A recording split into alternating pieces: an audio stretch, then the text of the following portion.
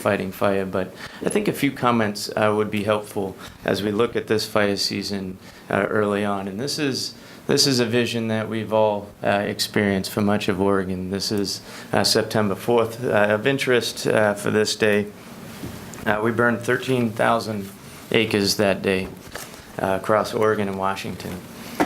On the 5th, we had 50,000 acres additional burned from what was on the landscape the previous day. And then on the 6th, 96,000 acres in addition to what was on the previous day. And on the 7th, 69,000 acres. That's the type of landscape, the type of fire conditions we had for much of middle of August through the middle here of September. And I'm very pleased to be here today in this environment with you all today with the rains outside. And of course, we'll be available for further conversations in detail in the future. Perhaps one other comment I'll make. There's many key drivers of a fire season, and this slide is very robust, and it details the lightning conditions that we've experienced across the landscape. Last year, 2016 fire season, we had 27 on ODF protected acres. We had 27 lightning caused fire. This year, we're sitting at 275 lightning fires. So lightning was certainly a key driver.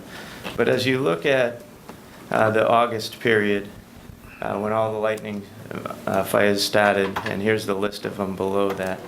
This followed the heat wave. This is early August conditions.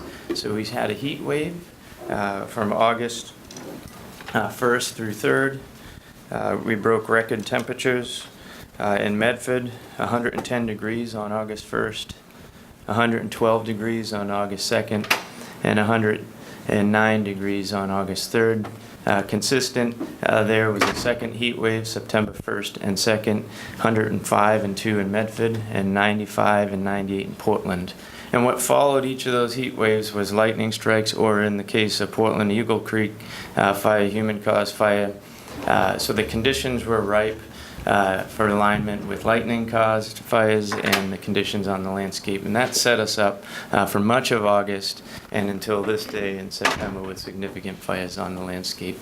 To date, we burned within Oregon in totality across all jurisdictions close to 678,000 acres burned, $340 million spent on fire suppression, and we've had 1,900 fires across the state of Oregon, across all jurisdictions. With that, I'll close.